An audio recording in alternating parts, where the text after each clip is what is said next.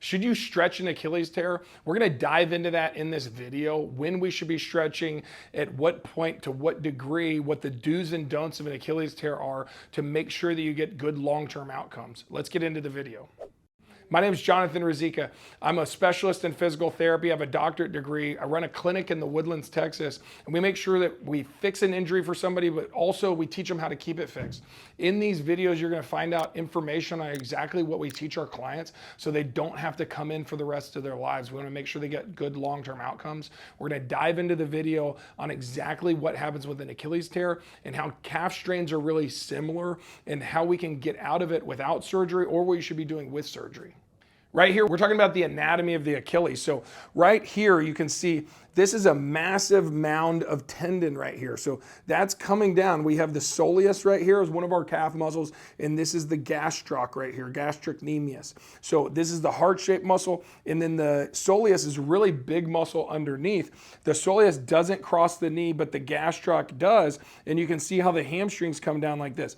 Now, I wish that the body looked this clean, but when we dissect a body, we see that muscles are just stuck together. We have a lot of fascia, connective tissue that get them mucked up together, and what ends up happening is it creates tension through the chain. So if we think about it like my shirt, if I have a corkscrew down here, I'm tying it in a knot and it's pulling like this, and then I have a fray right here on my shirt, well, I'm constantly having pressure on it. It's pulling through that area, and this is like an Achilles tear. So if we can loosen up the different points in that chain, then this can cinch up and then it's going to allow it to heal, and we need that scar tissue to lay down. So when we're talking about stretching at the front end of an injury, so the day after, the week after, we start stretching that tissue, we're just pulling on the tear. It doesn't make any sense. It's going to cause irritation to it, and we're just never allowing our body the opportunity to heal. So for the first 2 weeks of an Achilles tear, a calf strain, plantar fasciitis, when things get sparked up, the first 2 weeks, we're not going to stretch that tissue. We want to actually loosen up the tissue. We can stretch above and below, but we don't stretch the area of the tear. We don't want to attack that. It's going to be counterproductive. There's a book called Anatomy Trains that came out, and what they did, instead of cutting off the Achilles perpendicular with the bone like this, they actually shaved it off parallel, and they found that the plantar fascia was connected to the calf, connected to the hamstring where they cross right here, all the way up to the erectors, to the top of their forehead, and it was like a slab that they threw out on the ground. And so when we did that, they're proving that the body is a pulley system. This book came out 30 years ago, and it's really sound information on if we treat the body like a pulley system, we can redistribute stress and pressure to other areas of the body to allow the area that's injured to heal. Make sure you hit the subscribe button and hit that bell icon. We're not gonna overrun your feed. We're only posting 2 to 3 videos a week, but it's gonna be specific information for the comments that you've made so you can find out exactly how to fix these injuries from the comfort of your own home. Now, if you have Achilles tear and it's a full tear, then you're probably gonna have to have surgery to reattach it. If it's not a full tear, you may not have to have surgery. There's a little bit different way that we go about that. If you have an Achilles tear and you have surgery for it, typically you're 6 weeks non-weight bearing. They don't want stress on that Achilles. They want it to tear. So it's a controlled area where they've actually cinched it together and they've stitched it. So on that area, they don't want you to pull on it for the first 6 weeks. If you have not had that, then we wait 2 weeks to put pressure on it. If you're having pain while you're walking, then you're knowing that you're causing irritation. So we want to limit the amount of walking. We want to decrease that stress and strain. If you have the ability to get on crutches in the beginning, that first 2 weeks is pivotal to allow it to scar down. So be thoughtful of that. Regardless, we're going to wait 2 weeks to stretch that tissue because we know that it's connected in this chain right here. So we're not going to isolate a calf stretch for the first 2 weeks. From day one, we're gonna start working on glute activation. So our glutes right here is the biggest muscle group in the body. We need it for hip extension, abduction, external rotation, but we need it for hip extension. Our hamstring helps with hip extension, but we wanna be firing up our glutes right from day one, whether you had surgery or you didn't. It's just gonna dictate how much we're able to use that glute later on. Once we've rehabbed, once you're feeling better, we want those glutes to fire up so that they take stress off of the foot, off of the calf, and we're able to redistribute that load up the chain. And when you're able to do that, you don't end up having pain, and we don't have it continuing to come back in a horrible spiral of pain and dysfunction.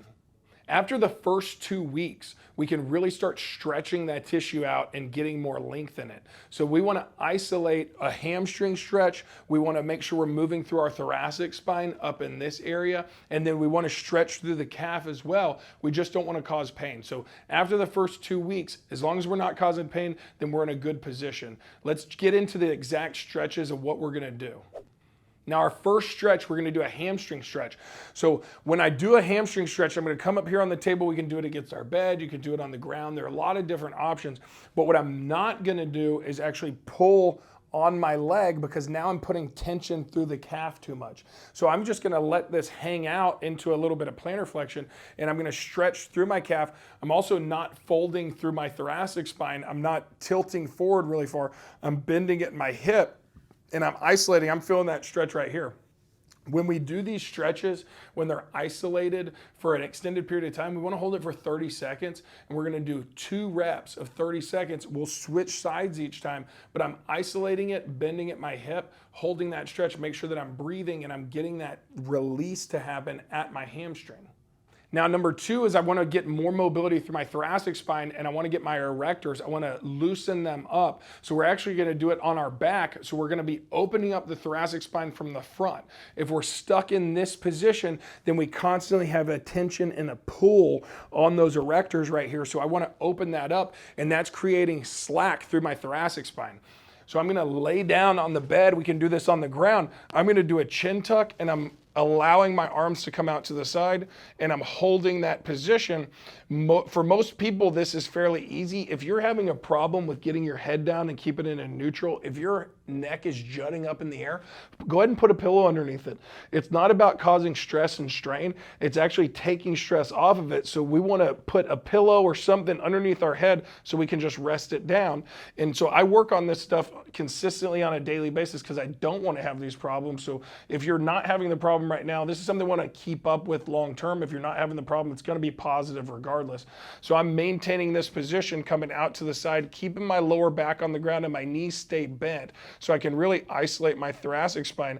I'm holding that for 30 seconds, make sure that I'm breathing, and then I'm going to relax. And then I'll relax about 10 seconds and I'll go back into it for another 30 seconds.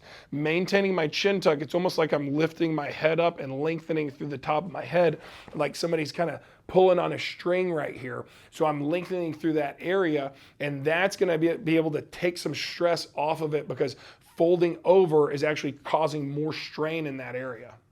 Now, when we isolate the stretch, after 2 weeks, we can isolate some stretches on our calves. So I'm actually going to kick my leg back. I'm pushing my heel down into the ground, and I'm holding that for 30 seconds. This one has 2 parts. So my knee straight is going to get that gastroc muscle that we talked about earlier. And then when I bend my knee, I'm going to be working on the soleus. I'm keeping my heel down, breathing through it. So I'm going to do 30 seconds of each one. I'm going to switch sides. We're going to do that twice. So that's going to isolate the stretch into my calf. So I've worked on my hamstring, I've worked on my calf, and I've worked on my thoracic spine. I'm getting all those areas to increase mobility and increase length in that chain to take the stress off my Achilles.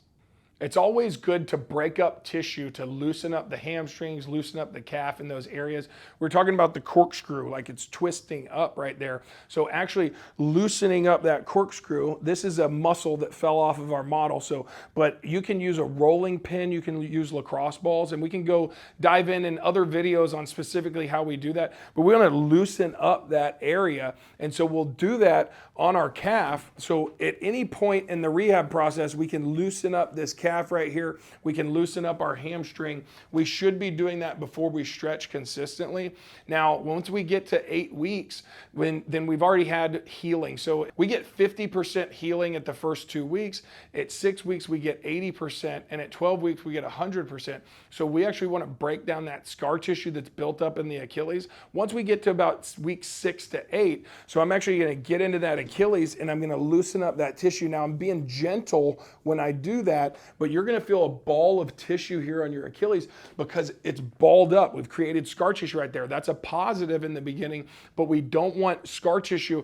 Typically, scar tissue is built up, it's laid down haphazardly like this. Then we get good striations of muscle that come in, and that starts to tear again, and that ball gets bigger and bigger and bigger. We don't want this to be a recurring problem for you. So we actually want to start breaking up that scar tissue. Just think about doing it 5% each day, loosening up that scar tissue so that you don't have this continue to come back. After we have a problem with our Achilles, it's really important that we get triple extension back. So triple extension is extension at the hip, extension at the knee, and then plantar flexion, like extension pushing off at the foot. So if we're not firing enough at our glute, then we're gonna end up having problems with the extension at the foot. We're gonna use it too much. So we've gotta be firing up the glutes. So we do hip hinges to fire up the glutes and use them more effectively. Just doing 10 of them, really firing up those glutes. You can do a clamshell on the side, squeezing. You could do a side lying leg raise. But we make sure that we're reinforcing firing up those glutes consistently.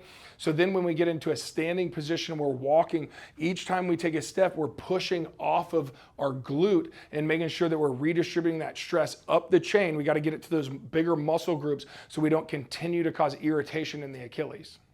For the long term, we want to keep that chain loose. So loosening up the hamstring, loosening up our calf, doing those stretches in isolated areas, making sure that our thoracic spine is mobile. If we're doing that stuff on a daily basis, then we're going to have really good outcomes. We're going to be able to use the glutes because we've been firing up those muscles, but then we're loosening up that chain so we don't have that weak link. We don't have that one area that's constantly irritated. So we want you to do this stuff on a daily basis if possible, at least a weekly basis. It should make it into your exercise routines. Make sure you check out the videos here on the page. They're gonna go specifically on what exercise you need to do to keep those glutes fired up. It's gonna be really important that we continue to fire up those glutes for the long term so you don't have this come back. Also, make sure to hit the subscribe button, hit the bell icon. We don't want you to miss out on any of the information. Make a comment, let us know what you need help with, what a deeper dive needs to be. We'll see you in the next video. Get mobile and stay active.